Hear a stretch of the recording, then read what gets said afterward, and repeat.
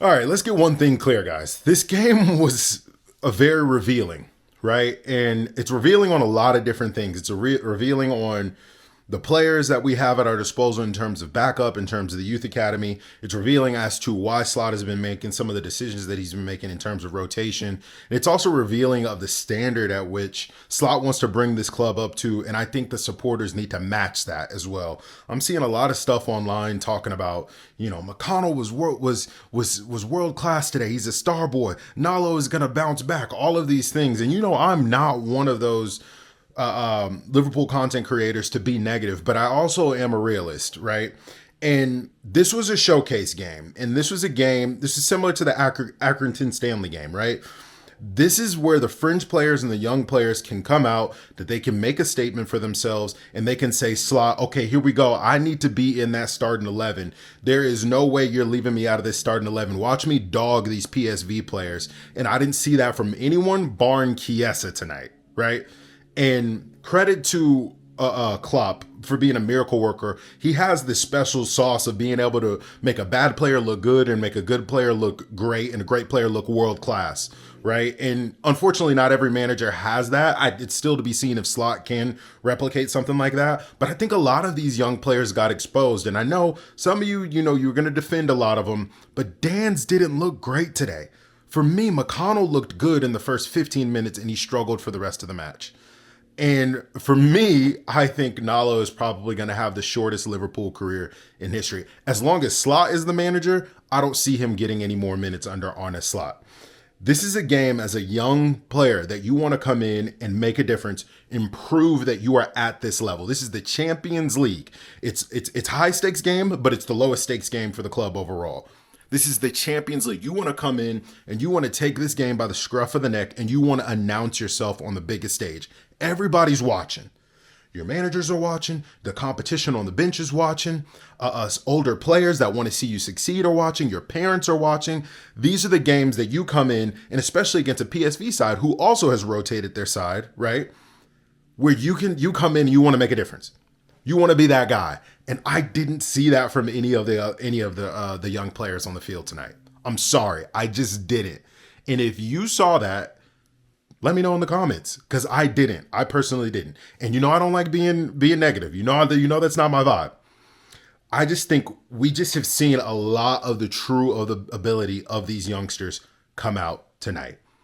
And I think we may have overrated some of these youngsters and we're expecting a little bit too much from them and they're not ready, right? So I'm going to dive into some of the things that I've seen. But before I do that, make sure you guys subscribe to the channel. Let us know where you're watching from. This thing is going all around the world. Netherlands, Nigeria, everywhere, guys. So make sure you subscribe. Tell us where you're watching from. And I appreciate everybody who decided to subscribe from the last video as well. This thing is blowing up. I love you guys. We're almost at 5,000 subs, so it's pretty sick. So let's talk about that first half. So the first half as gamers, we were always going to be tough. Because we were giving away 36% possession, right? We had 36% possession in that first half, which I'm sure is probably the lowest in Slot's tenure there. We were never in control of that game. That midfield of McConnell, Elliott, and Endo just could not hold on to the ball. And then for those of you that are saying, oh, McConnell was good, Elliott got a goal. I'm looking at the stats, guys. I'm looking at the completed passes. I'm looking at the possession. We didn't control any part of that game at all in the midfield, and they waltzed right through it over and over and over and over. The reason why Endo is not being picked, now I'm understanding from Slot, and I'm like, why isn't he picking this player? Why isn't he picking that player? This game told everything. Endo's ball carrying is not at the level that it needs to be. I'm sorry, y'all. And I know he's a cult hero, and I know he's our samurai and all of that stuff, and I love him to death. I really do. But his ball carrying isn't where it needs to be for Slot to continue to pick him. McConnell, he's very gangly, right? He doesn't have the grace and control that a Slot team needs in that midfield, right? He had a good start of the game, but he struggled afterwards. You're looking at guys like McAllister, and you're looking at guys like Gravenberch, and I know they're senior players. I get it. But don't forget, Ryan Gravenberch is 21 years old. Don't forget that. He's not very much older than McConnell, right? So keep that in mind. I know you're trying to compare him to a World Cup winner, blah, blah, blah. Ryan Gravenberch is 21 years old. He's not much older than some of those kids that are out there. I think if you're good enough, you're old enough, right? So I just want to see more. And then Elliott is on the same thing. He was anonymous tonight, barring the goal. I was expecting so much more from Elliott tonight. This was his chance to be like, this is my team. You know what I mean? This was his chance to make a statement and try to get in over Szoboszlai and get in over Gravenberch and get in over McAllister and make a statement to Slot and say, nah, look, this is what I can do in midfield. After this game, it's going to be tough for him to get minutes. He will get minutes, obviously, because Elliott is still a massive talent and I still think he has what it takes. But I was just expecting so much more from him, man, because I think he can reach those Florian Wirtz levels. I really do. I really do think Harvey can reach those levels, but he has to do more, especially in these games where the spotlight is on. It's a game that's a little bit low stakes for the club, but it's high stakes for your career. That's the thing. It's high stakes for your career. And this isn't saying any of these boys aren't good footballers. They're professionals and they run rings around me. Let's be clear there, right? But putting them all together, all 10 of them together, they struggle. And these are the players that they need better players and more experienced players around them to play well. And at this level, you can't be that player. At most, you'll be a fringe player for the rest of your career if you need other players to make you play better. I hope that's coming across. I hope that's you guys are clocking that and you're getting what I'm saying. That when you see a Yamal come on the field, right? Lamine Yamal, he's able to affect games regardless of who he's playing with. He makes other players play better. Gravenberch, same thing. Szoboszlai, same thing. Maka, same thing, right? We want to see that really early on in the career where he's just like, ooh, this kid's special. He's a difference maker out there. And when you can be a difference maker, that means that you can join first team football. I didn't see that from one of the players.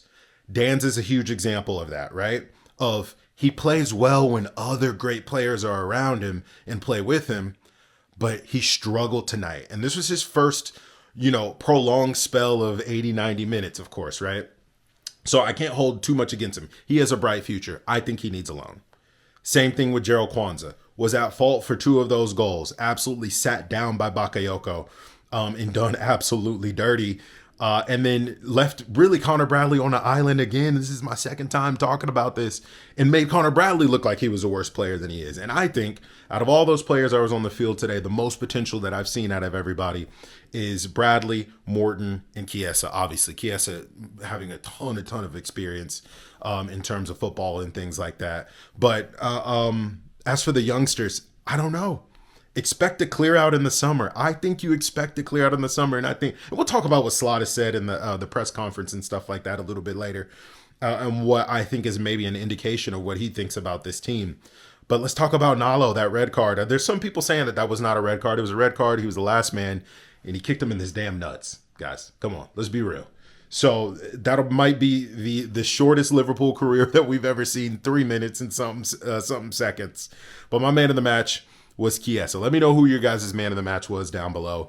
But Chiesa was so dangerous on the ball. Every time that he got it, he was shooting, creating opportunities. And let's talk about the goals while we're at it. Chiesa creating that first penalty and winning that and not giving up on the play and showing the desire. It looks like he was the academy player chomping at the bit trying to get to the first team and not some of these other guys out there. Chiesa also created the chance for the Elliott follow-up thanks to Gakpo's really nice hold-up play. Obviously, Gakpo went off early. I was happy for him to get a goal as well. And all 3 of the PSV goals were just filthy. LFC were smart. If we were smart, we'd be looking in the direction of PSV for some of those players. Pepe and Bakayoko were world class today. The way that he chested down that pass for Bakayoko to control, fake, slot, absolutely beautiful stuff.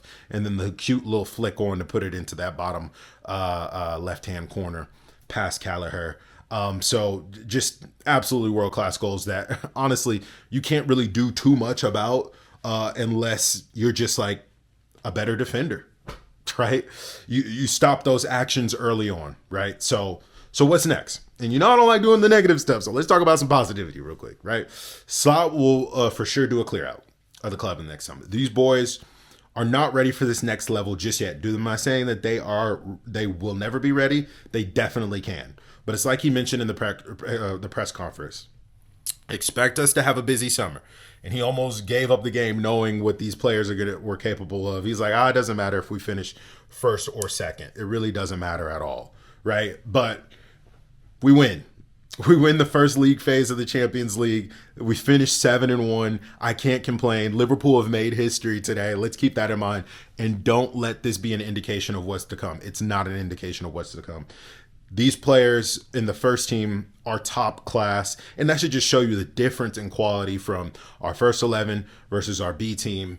It's a huge gap, and Slot has a big job of trying to bridge that in the summer while replacing some key names that I think will be going out of the door, and I think he'll be able to do that. So we're still on a roll. Don't expect this to be the beginning of a slide. This isn't the same team that's been fielded the past handful of weeks. So we still have a lot of really positive things that we can take away from this. This is who we could potentially play next in the Champions League. These are all tough games, and with the way that the Champions League is laid out now, no one really has any easy games anymore.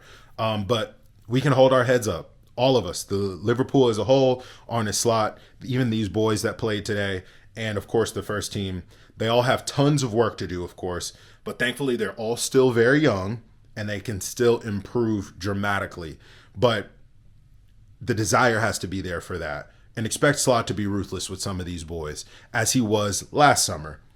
A lot of these guys, this will probably be one of their last appearances that we see a lot of them, and he will move them on, okay? And that's just being real. But Liverpool have so much to look forward to this season, fighting for everything on all four fronts, which is fantastic in Slot's first season. But I think this was Slot being like, all right, you guys want me to rotate? You guys tired of me playing Gravenberch? You guys are tired of me overplaying Diaz, Gakpo, Nunez, Salah? Here you go. This is what I have to work with, full rotation for you guys. And this is why I haven't been playing a lot of them. And that's just the truth, unfortunately. So make sure you guys subscribe. Let me know who your man of the match was. And what's your verdict on Klopp's young boys? What's your verdict? He may have just been a magic man. Klopp may have just been the secret sauce this entire time. Not Pep Linders, nobody else. Klopp is just so unique in his man management and can get the best out of the average Joe. He can take a garbage man off the street and he'll bag a hat trick. We know it. So Klopp, one of the greatest ever. And Slot is the heir to the throne. Let's see if he can, potentially make magic just like Klopp can. So hate to do the comparisons, but you can tell this is not an Arne Slot youth team at all. And we should see an Arne Slot youth team start coming together in the future. Rio is one that I definitely would look out for. But anyway, before I keep going, we'll see you guys on the next one. Let me know what your prediction is for the weekend as well. Should be a huge weekend. Love you all. See you on the next one. Almost at 5,000. Hit that subscribe button. Hit that like button, baby, please. Peace.